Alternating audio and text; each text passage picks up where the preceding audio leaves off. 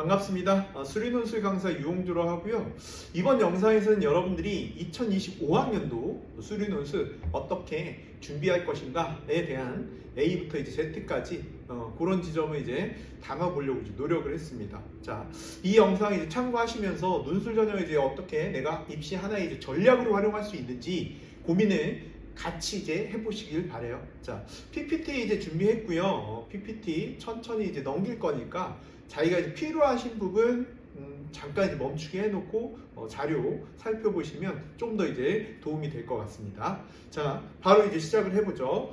일단 우리가 논술을 이제 준비를 하는데 논술을 준비하면서도 지금 현재 이제 여러분들이 갖고 있는 그런 이제 상황은 정확하게 인식을 해야 돼요. 그래서 내가 이제 논술에 어떤 정도로 이제 원서를 이제 쓸 것인지에 대해서 고민을 이제 하시고, 그리고 이제 정시 점수보다는 당연히 좀 더 이제 나은 대학을 가려는 이제 목적을 가지고 이 전형을 이제 바라보기 때문에 내가 이제 지금 기준점으로 삼을 수 있는 그런 대학이 어느 정도 수준인지 아셔야 합니다. 자, 그래서 수시지원선에서 일단 이제 교과 학종이 있잖아요. 요거 이제 어떻게 여러분들이 지금 이제 3학년 1학기 되면 사실 이제 모든 점수가 이제 끝나기 때문에 다 나온 상황이기 때문에 여러분들이 이제 대부분은 대충 알고 있어요. 대충 알고 있어서 어느 정도 대학에 지원할 수 있는지를 좀 자세하게 조사를 해보셔야 돼요.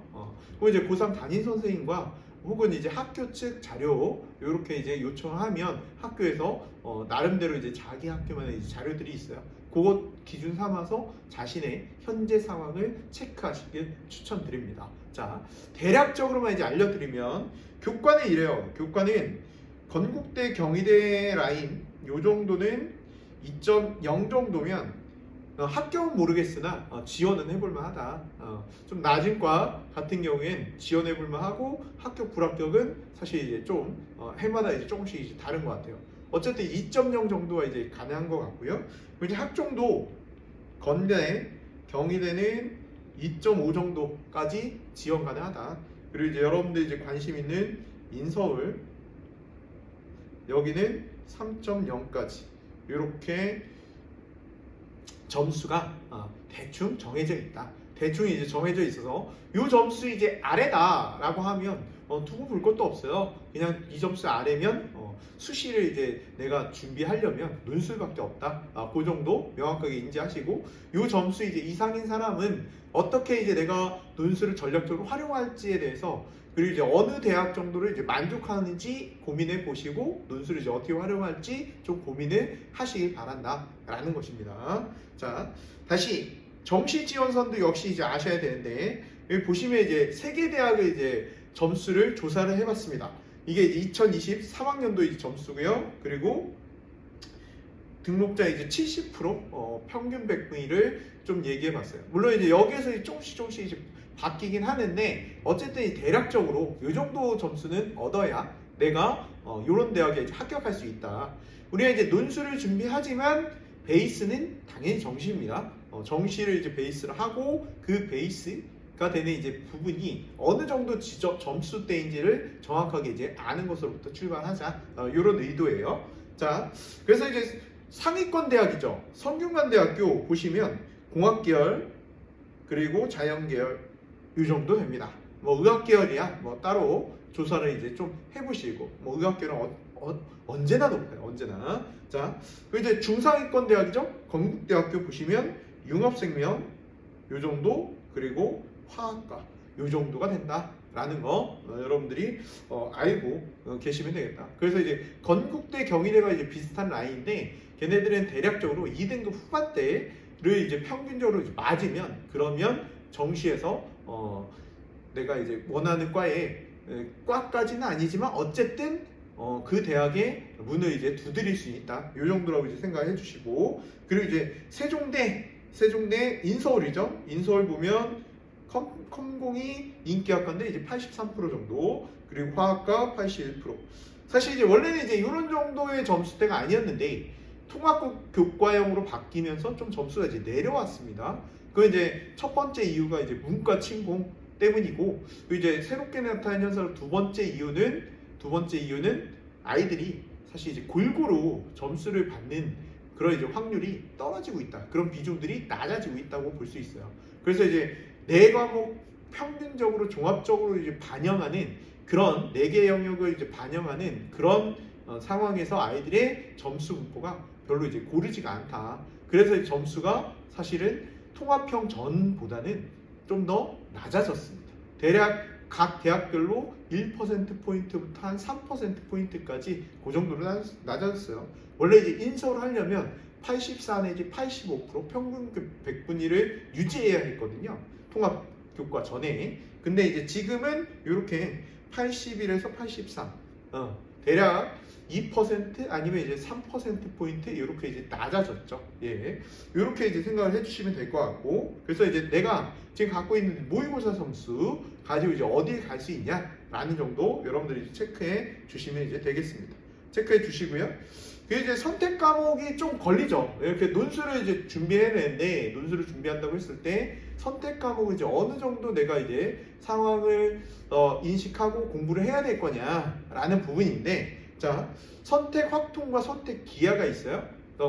고3 혹은 이제 고2 때 학교에서 해주는 학교들이 있어요. 아직 이제 고3은 안 했다면, 만약에 이제 학교에서 해준다면 겁나 열심히 수업 시간에만 열심히 뭐 수업 시간 이외의 시간에 열심히 하라, 뭐 그러면 이제 더 좋긴 하지만 그렇지 않아도 상관은 없다. 그냥 이제 수업 시간에만 굉장히 열심히 학습을 하고, 그리고 이제 시험 볼 때도 패스, A, B, C 뭐 이렇게 이제 나오게 되는데, 그때 최선을 다해서 이제 공부해주면 이게 이제 입시 준비라 생각하고 이제 공부를 하면, 그러면 목표 의식도 생기고, 그리고 수업 시간에 이제 어차피 딴 공부하기 힘들거든요. 그러니까 열심히 이제 공부해서 그 시간에 이제 집중하면 그게 바로 입시 공부다. 이렇게 이제 생각을 해주시면 좋을 것 같고요. 그게 아니어도 사실 이제 선택 과목의 그런 이제 난이도는 그렇게 높진 않아요. 그렇게 높진 않기 때문에 여러분들이 이제 교과서 학습을 얼마나 이제 열심히 했냐라는 걸 주요하게 여러분들에게 이제 평가를 한단 말이죠. 그래서 이제 그런 부분에 있어서 내가 어느 정도 이제 학습할 의지가 있냐.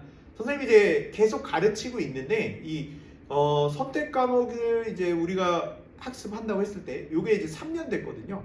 이게 3년 됐는데 그동안의 결과를 보면 학습 의지가 있는 아이들이 당연히 결과도 잘 나옵니다. 그래서 이제 경험도 경험이지만 그 경험을 뒷받침할 수 있는 의지, 요걸 가지고 학습해 주시면 되고, 그 본격적인 의지는 여름방학 이후 본격적으로 내가 논술에 대해서 어느 정도 좀 더 투자를 해야겠다라는 이제 생각을 가질 때 시작을 해주시면 되겠다라는 거죠. 그래도 충분하다.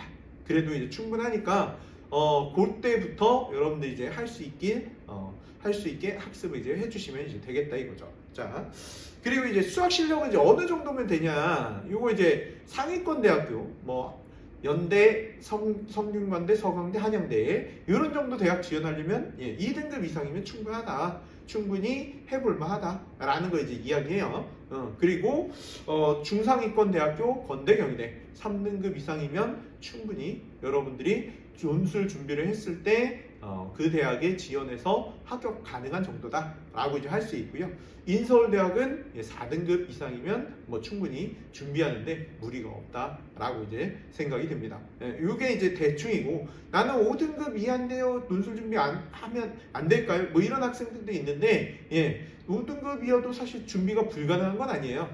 다만 그렇죠. 우리가 이제 최저 수준도 이제 생각을 하고, 그리고 조금 더 상향력이 높은 대학에 이제 가려면 아무래도 수학 공부를 좀 더 하셔야 되기 때문에 되도록이면 4등급 이상을 이제 만드는 그런 이제 노력이 필요합니다. 물론 이제 동시에 불가능하지 않으니까 뭐 논술 학습을 이제 하셔도 좋으나, 마음이 급하더라고요.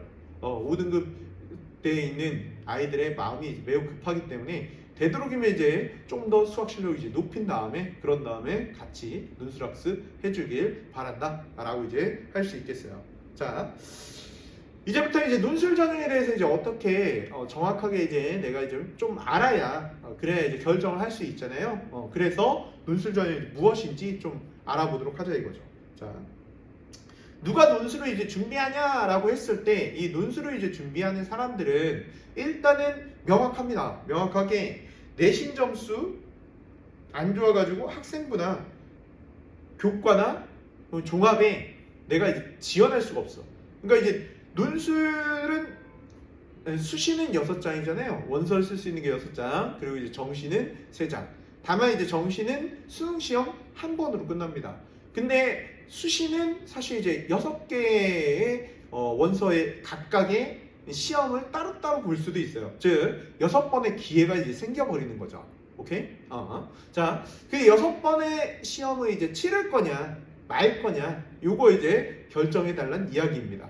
근데 이제 수시를 내가 이제 활용할 거냐 말 거냐라고 했을 때 활용 교과나 학종이 불가능해. 그러면 무조건 논술이죠. 그래서 이제 논술을 내가 이제 어떻게 활용할 것이냐 이거 이제 고민하는 거고, 자 수시 교과 학종이 불가능한 사람은 무조건 논술밖에 없다. 그렇게 이제 인식해 주시고요. 그리고 보험으로서 상위권 학생들은 주로 논술을 수능을 이제 망쳤을 때 그때 이제 보험으로 이제 활용하게 된다. 뭐 당연한 이야기지만 내가 가진 정시 점수보다 조금 더 이상의 대학을 이제 쓰려고 노력을 해요. 물론 이제 골고루 씁니다. 골고루. 왜냐하면 정시 점수가 항상 이제 고정적이지 않죠. 모의고사 점수가 항상 고정적이지 않습니다. 그래서 수능 점수도 내가 봤던 모의고사 점수 그대로 나오리란 보장이 없어요. 선생님이 조사를 해봤거든요. 조사를 해봤는데 이렇게 점수가 좀 변화들이 있어요. 선생님이 이제 수업을 들었던 학생들, 물론 이제 이 아이들은 모두 다 논술로 합격한 아이들이에요. 뭐 당연한 거야. 논술 점수, 수능 점수보다 좀 더 나은 대학을 이제 가려고 하는 전형이기 때문에 수능 점수가 나왔을 때 논술 시험장에 자기 점수보다 이제 낮은 대학은 가지 않습니다. 그러니까 조금 더 이제 나은 결과들을 얻은 학생들이에요. 자, 이 학생들 이제 쭉 보시면 알겠지만, 예, 선생님이 이제 1년 전체를 이제 조사를 해봤거든요. 조사를 해봤는데, 이 조사들 보시면 알겠지만, 점수의 변동폭이 왔다 갔다 하기도 하고, 그리고 이제 좀 슬픈 건 뭐냐면, 내가 1년 동안 이제 겁나게 공부를 해요. 사실 이제 내가 여지껏 살아왔던 어떤 해보다도 여러분들은 공부를 많이 합니다. 많이 하는데, 그런데 슬프게도 점수가 그만큼 이제 변할 거냐? 그렇지 않더라 이거죠. 슬프게도 그렇지 않습니다. 그래서 만일을 대비해서 논술을 같이 준비를 해요. 이렇게 해서 여러분들이 이제 인식을 이제 해주시면 되고요. 뭐 서브 전략으로 나는 수학만 겁나 잘해요. 이건 사실 이제 서브 전략을 써놨지만 사실은 메인 전략이 되어야 합니다. 수학만 잘한다. 딴 거 겁나 못한다. 자, 선생님이 여기 2024학년도 합격자들을 이제 조사를 한 사례들 이렇게 이제 마련해 봤어요. 지금 이제 연세대학교 합격한 학생 이렇게 상위권 점수를 이제 얻지만 실제 이제 수능 점수는 그렇지 않죠. 그러니까 뭐 매번 이제 이런 점수가 나왔던 학생이냐 그렇진 않은데 수능에서 미끄러지는 거죠. 역시 마찬가지.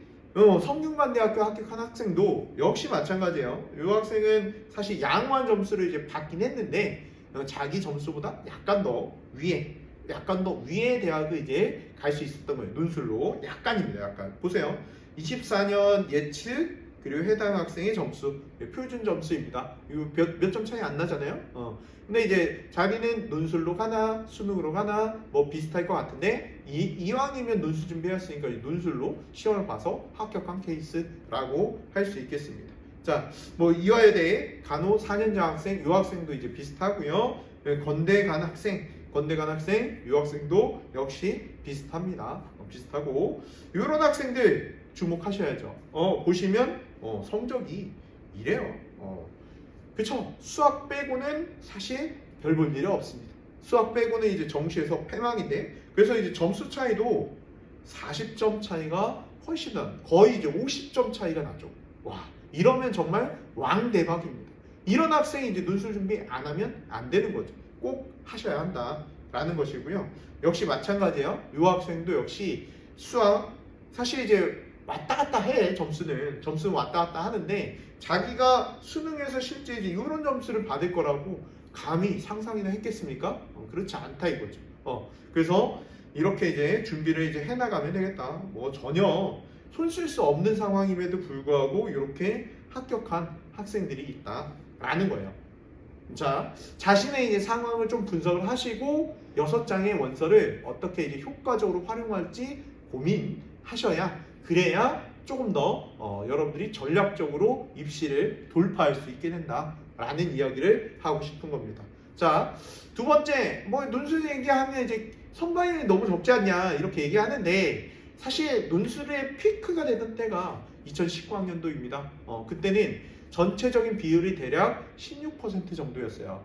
16에서 17% 정도였는데 그때보다 조금 줄어들긴 했죠. 10% 정도 이제 되는데 10에서 11% 대략 이제 5%포인트 혹은 6%포인트가 이제 줄어들었는데, 자, 이렇게 이제 인원수가 급감하다 보니까 사실 준비를 하는 아이들도 굉장히 적어졌어요. 사실 선생님이 이제 이런 영상들을 찍고 있지만 선생님 정말 이제 피눈물이 납니다. 왜냐? 형광을 하면 애들이 사실 그 전보다 3분의 1 내지 4분의 1 정도만 와요. 그러니까 사실 줄어든 인원은 아까 얘기했듯이 16, 17에서 지금 10, 11 정도란 말이야. 대략 6%포인트 정도가 이제 줄었단 말이죠. 줄어든 건 이제 그 정도인데 실제 준비하는 인원은 가장 피크였을 때보다 반에서 다시 3분의 1에서 4분의 1 정도로 줄어듭니다. 특히나 일찍 준비하는 비율은 더 떨어져요. 따라서 사실 준비하는 학생들에게는 이거만큼 돌파하기 쉬운 그런 전형이 없는 겁니다. 그걸 이제 나타내는 지표라고 이제 보시면 되고요. 그리고 뭐 사실 이제 희망적인 이야기이긴 해. 선생님에게 물론 이제 여러분들이 또 희망적인 이야기죠. 논술이 점점 부활하는 그런 이제 학교들도 있다. 사실 이제 가면 갈수록 수능이 사실 이제 2024학년도 수능은 약간 어려웠긴 했으나 갈수록 수능의 영향력은 줄어들 걸로 예측이 되는 상황이죠. 그러면 대학들이 논술을 이제 통해서 조금 더 상황을 이제 자기들 상황에 맞는 학생들을 이제 뽑으려고 노력하려는 이제 추세가 될 거야라는 게 암암리에 이야기가 되고 있다. 뭐 그런 건데 어쨌든 이제 현상으로 나타내는 게 바로 이제 고대 논술 부활한다라는 거. 요거 이제 그래서 좀 더 유리해질 수 있다라는 것까지 이야기를 이제 해드릴 수 있겠네요. 자. 그리고 이제 또 하나의 문제는 이런 거죠. 내가 이제 수능 공부하는데 그 수능 공부에 영향을 끼치지 않을까. 사실 이제 이미 이제 돌파한 학생들은 어떻게 돌파를 했냐라고 했을 때 선생님이 이제 강조하는 건 뭐냐면 일주일에 수업 한 번, 그리고 복습 한 번. 시간으로 치면 대략 얘가 3.5t, 얘도 한 3t 정도. 그래서 6시간 내지 7시간. 요거 이제 투자하는 걸 여러분들이 권한단 말이죠. 자, 우리가 이제 일주일에 공부하는 시간이 보통 이제 하루에 7시간 정도 공부한다. 내가 이제 집중을 해서 이제 공부할 수 있는 시간이. 그랬을 때 대략 일주일에 70시간 정도를 우리가 이제 공부하게 됩니다. 그 70시간 중에 10%.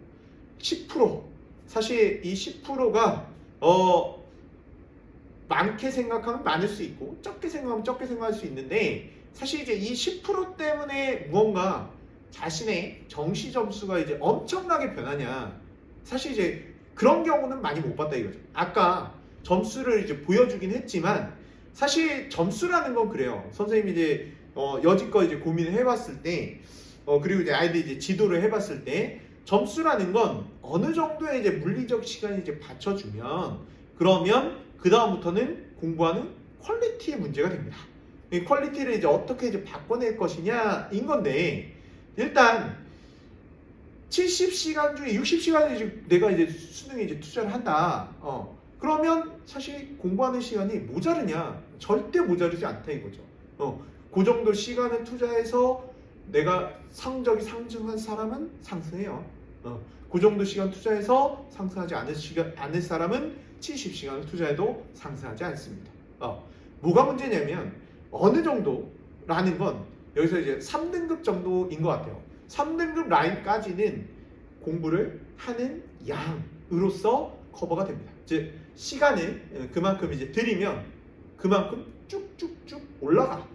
그게 이제 눈에 보이니까 되게 이제 즐거워, 공부를 하면서도. 근데 2등급, 1등급이 되는 건 다른 문제야. 이건 이제 시간만 투자한다고 되는 게 아니야. 어느 정도 시간이 확보되면 그 다음부터는 뭐냐? 그 과목의 특성에 맞는 퀄리티. 그 퀄리티는 사실 학생마다 자기 자신마다 모두 다 다릅니다. 선생님마다 달라요. 그래서 선생님들마다 노하우를 막 이야기를 해주는 거야. 자기 자신의 이제 맞는 노하우를 받아들이거나 아니면 자기가 이제 개발을 하거나 그렇게 하는 게 바로 퀄리티를 높이는 길이죠. 오케이? 바로 이제 그런 지점이 이제 담보가 되어야 하는데 논술은 그 퀄리티 부분에서 여러분들에게 도움을 줄 수 있다 이거죠.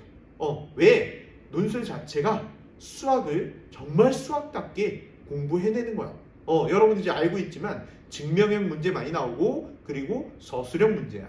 그러다 보니까 내가 이제 하나하나 과정을 정확하게 알아서 답까지 도달하는 걸 고민해야 된다고. 그 고민의 질이 바로 퀄리티를 높이는 거다라는 거죠. 그래서 이제 그런 면으로 상위권들은 많이 활용을 해요.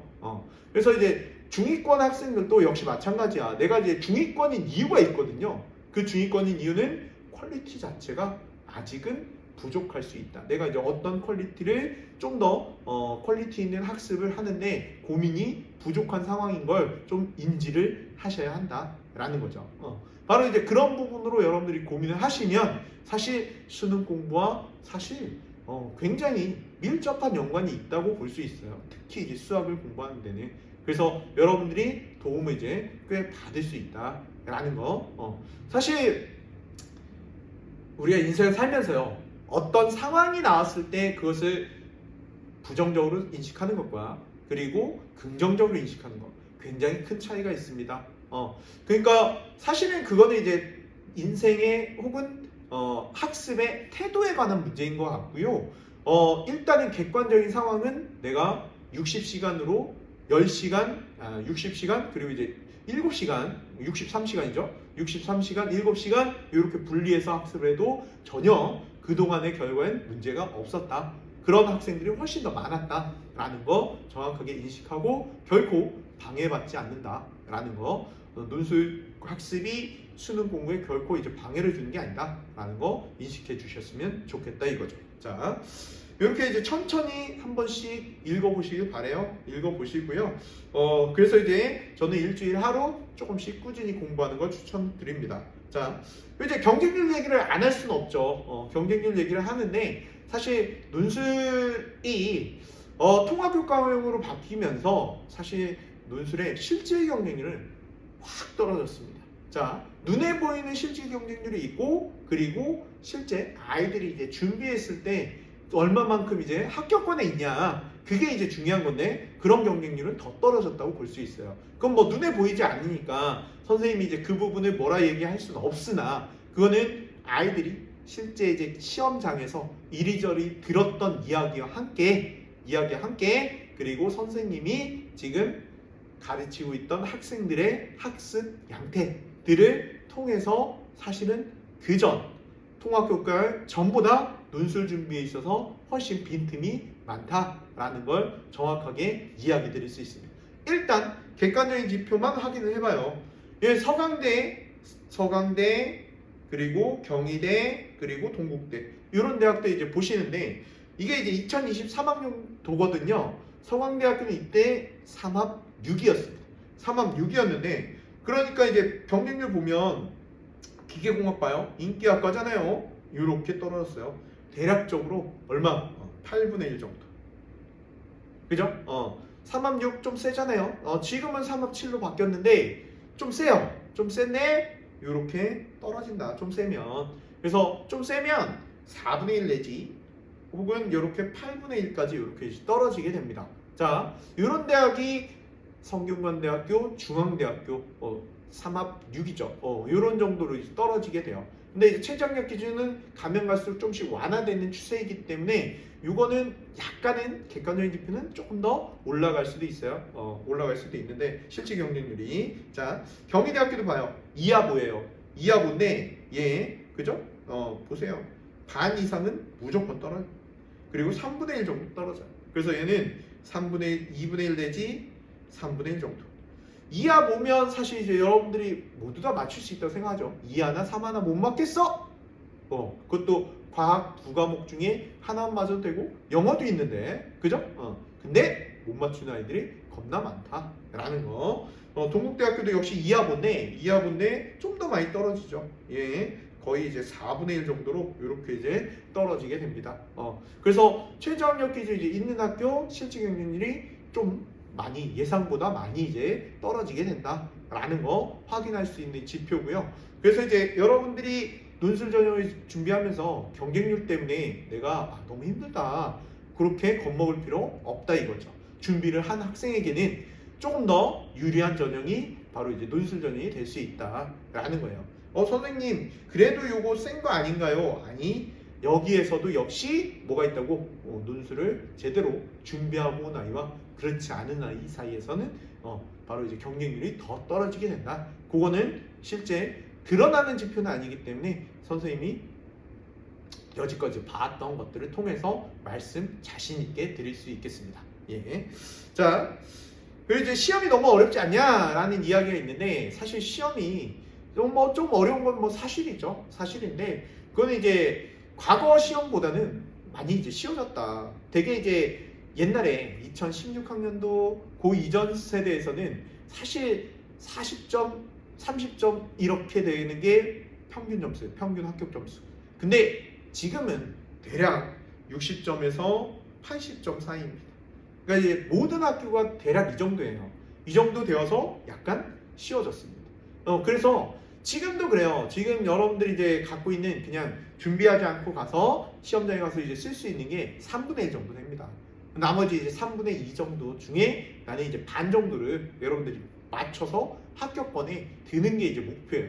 그 점수를 이제 맞기 위해서 우리는 논술 학습을 하는 거다. 이렇게 생각하시면 됩니다. 그러니까 이제 너무 이제 겁먹을 필요는 없는데 우리는 이제 학습을 할 때는 약간 어렵게는 학습을 시킬 겁니다. 하지만 어쨌든 이제 그렇게 했을 때 조금 더 효과가 좋기 때문에 그렇게 이제 학습을 시킨다는 거.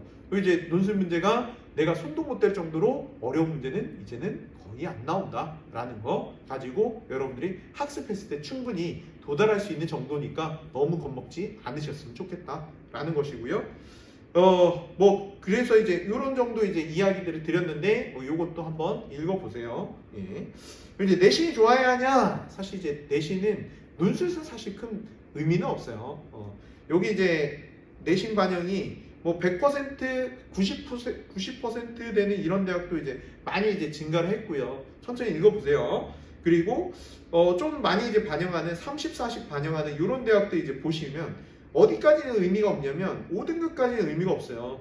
되게 6등급 이상 됐을 때 조금 더 극한 차이가 벌어지게 됩니다.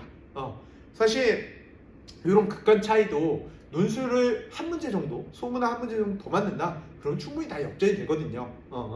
그래서 내신은 사실 논술 전형에서는 큰 의미 없다라는 거 알아두셨으면 좋겠고요. 선택 과목은 어떻게 하냐? 아까 이제 잠깐 이제 이야기 드렸는데 대부분의 내가 가고 싶어하는 인기 있는 대학이 이렇게 돼 있어요. 확통과 기하 모두 다 이제 봅니다. 그리고 이제 인서울대학 중에 이런 대학이 미적분만 보는 대학인데 물론 이제 구분을 해서 학습을 이제 할 필요는 있죠. 할 필요는 있으나 대부분의 이제 여기를 이제 원할 거니까 우리가 선택 과목은 되도록이면 이제 학습을 하는 걸 추천을 드리고요. 학습할 때 되도록이면 이제 난이도는 쉽기 때문에 우리가 여름방학부터 학습을 이제 시킬 겁니다. 시킬 건데 물론 이제 그 전에 학습을 미리 하면 할수록 더 좋긴 좋아요. 하면 할수록. 왜냐면 이제 경험이 많으면 많을수록 왜냐면 난이도가 어렵지 않을 때는 경험이 이제 좀 더 이제 중요해지는 거야. 논술도 역시 이제 마찬가지예요. 경험이 이제 중요해집니다. 선택 과목뿐만 아니라 미적분도 역시 이제 마찬가지라 이거죠. 그래서 이제 교과서 학습 하시고 그리고 학교별 이제 기출 문제 이렇게 이제 풀으시면 되는데 이건 이제 좀 더 선생님들과 자세히 상담을 통해서 학습 스케줄을 이제 짜주시면 그러면 이제 되겠다라는 것이죠. 그래서 논술은 이제 어떠냐? 종합하면 일주일에 1회 그리고 수업과 복습을 꾸준히 한다. 이게 이제 제일 중요한 거죠. 꾸준히. 그리고 다양한 주제 학습을 해주자. 그러니까 사실 이게 수능보다는 범위가 훨씬 넓거든요. 그리고 다양한 부분을 다뤄요. 그렇기 때문에 여러분들이 이 주제 학습을 되도록이면 커리큘럼을 이제 되도록이면 다 학습하시는 걸 권장해요. 그랬을 때 내가 수학 실력보다는 경험하지 못해서 틀린다. 이런 게 이제 많거든요. 아까 말씀드렸잖아요. 논술이 난이도가 낮아졌다. 낮아질 때 이제 대처법은 넓게 공부하는 겁니다. 그래서 경험을 통해서 내가 이제 수학 실력이 약간 모자르더라도 요 아이를 이제 공부해 봤으니까 비슷한 부분의 주제에 문제가 나오면 그러면 충분히 대응할 수 있게 훈련하는 걸 목표로 삼는다 이거죠. 그리고 선택 과목 조금이라도 학습하셔야 되고요. 그리고 실력에 맞는 원서 상담. 이건 이제 사실 이제 대부분 현강에서만 이제 가능하죠. 실력에 맞는 원서 상담은 선생님이 직접 학생들 너희들의 답안지를 직접 이제 보고 첨삭을 하고 그리고 실력을 이제 가늠하기 때문에 조금 더 자세히 대학의 스타일에 맞는 대학을 통해서 선별하고 원서를 쓰게 된다 이거죠. 그래서 이제 그래야 합격 확률이 이제 높아진다라는 이야기야. 이런 전략을 가지고 이제 학습을 계획해 주시면 되겠습니다. 자, 뭐 시험 특징이라고 이렇게 되어 있는데 이거는 이제 빠르게 넘어갈게요. 내용적인 측면 뭐 대충 아실 거예요. 수능보다는 좀 더 엄밀하고 그리고 이제 논리적이다. 그래서 직접 증명을 요구하는 뭐 기르법이나 수학적 비납법 이런 거 학습하셔야 한다. 그리고 정의나 이런 조건을 이해하고 있는지 묻는다. 연속성, 미분 가능성 제대로 활용할 수 있는지 묻게 되고요. 사이값 정리 우리가 수능에선 별로 안 쓰는 얘네들 쓰게 되고 그리고 이런 것도 역시 이제 마찬가지죠. 그리고 이제 통합교과형 문제가 많이 나오게 될 수밖에 없어요. 왜냐하면 문제수가 이제 적기 때문에 그 적은 문제수를 우리는 다양한 부분을 이제 평가하기 위해서 통합교과적으로 문제가 이제 나오기 때문에 우리가 다양하게 이제 학습하는 걸 목표로 이제 해준다 이거죠. 그리고 계산은 항상 이제 어렵고요. 가장 이제 중요한 거 그림만으로 설명하지 않는다. 반드시 교과서에 있는 논리 구조를 통해서 학습을 답안을 작성해야 그래야 점수가 좀 더 잘 나오게 된다. 그래서 답만 맞추는 게 아니라 제발 내용적인 정확도 그리고 이제 논리를 가지고 학습할 수 있게 뭐 이러니까 사실 이제 수학의 공부 퀄리티가 바뀔 수밖에 없겠죠. 예. 그리고 이제 형식적인 측면은 답보다는 과정. 사실 이제 답보다는 과정이라고 썼지만 답도 중요하고요. 과정도 중요하다. 그러니까 이제 수능에서는 답을 틀리면 빵점이잖아요. 근데 논술에서는 답을 틀려도 과정이 맞으면 합격이 가능한 수준까지 갈 수도 있어요. 물론 이제 과정 맞았는데 답 틀린다. 이러면 너무 아쉽죠. 점수를 다 받을 수 있는데 다 못 받는 거니까. 뭐 어쨌든 이런 거고요. 그리고 이런 아이들은 좀 읽어봐 주시면 이제 되겠습니다. 자, 그리고 그래서 이제 마지막으로 이제 수업을 이제 소개하면 1년 커리가 이렇습니다. 선생님의 1년 커리는 보세요. 이게 개념학습 하는 거고 여기서부터는 실전 모의고사 이렇게 생각을 해주시면 됩니다. 상반기에 개념학습을 하게 되고요. 그리고 실전 모의고사반은 여름방학 때부터 그러니까 개념학습과 그리고 복습의 차원이라고 보시면 되겠습니다. 그 개념의 복습. 자, 그래서 이제 1, 2월 이렇게 이제 보시면 함수 해석 부분 그리고 3, 4월 대수와 기하 부분 그리고 5, 6월 미적 부분. 선택 확통과 선택 기하는 사실 상반기에는 강의가 없습니다. 여름방학 이후부터 강의가 이제 시작되고요. 그거는 이제 학원별로 조금씩 스케줄에 따라서 달리 대응을 해나갈 생각입니다. 자, 지금 보시면 1, 2월에 이제 우리가 하는 거 보면 이렇게 함수 영역을 하는데 수업은 이제 대략 30분의 테스트가 있고 그런 다음에 우리는 3시간 정도 개념 수업을 합니다. 3시간 개념 수업하고 그것에 해당되는 내용에 대한 테스트를 30분 정도 한다. 이거 이제 일주일에 한 번씩 꾸준히 하게 되고요. 올해부터 이제 주간지를 통해서 학습을 하게 돼요. 선생님이 프린키피아 연구소 소속인데 4분의 선생님이 힘을 합쳐서 주간지를 매주 만들어내기로 했어요. 그래서 논술에서는 사실 이제 없죠. 이런 이제 시스템이 없는데 4분의 선생님이 같이 공동으로 교재 개발 컨텐츠에 있어서는 사실 대한민국 최강입니다. 이렇게 이제 4명이서 같이 공동 개발하는 집단이 어디에도 없습니다. 그래서 우리가 이런 정도의 이제 노력을 들여서 여러분들이 학습하기 편하게 교재를 이제 구성한다는 거. 그래서 이제 4명이서 이제 교재를 이렇게 만들어내게 되면 장점이 있어요. 한 선생님 만들면 한쪽으로 이제 좀 편중될 수 있는데 그 편중되는 걸 좀 균형감 있게 여러분들에게 알려드릴 수 있다. 그리고 좀 더 질도 혼자 만들 때는 너무 시간이 오래 걸리거든요. 근데 같이 만들기 때문에 시간도 이제 절약하면서 좀 더 이제 풍부하게 퀄리티를 이제 높이는 그런 작업들을 해낼 수 있다라는 거. 그리고 이제 대한민국 최초로 논술 봉투 모의고사가 계속 시행되고 있습니다. 어느 집단에도 논술 봉투 모의고사는 없거든요. 프린키피아만이, 오직 프린키피아만이 논술 봉투 모의고사를 매월 한 번씩 여러분들에게 제공합니다. 그래서 자신의 실력을 어느 정도로 되고 있는지 평가할 수 있게 그런 지표들을 만들어 드린다 이거죠. 자, 해서 이제 이런 식으로 이제 1년 커리가 이제 돌아갈 거다라는 거 여러분들이 이제 아셨으면 좋겠고요. 마지막으로 이제 관리 프로그램을 이제 말씀드린데 뭐 대부분 알고 계시죠? 대부분 이제 이렇게 이제 되는데 뭐 이 카톡과 함께 뭐는 꼭 할 필요가 있냐면 이 자료실 이제 카페입니다. 이 카페는 이 QR 코드 찍고 한번 들어와 주세요. 대한민국에서 가장 잘 정리된 사이트. 그러니까 여지껏 발표된 모든 대학의 논술 문제와 해설이 연도별로 대학별로 정리가 돼 있어요.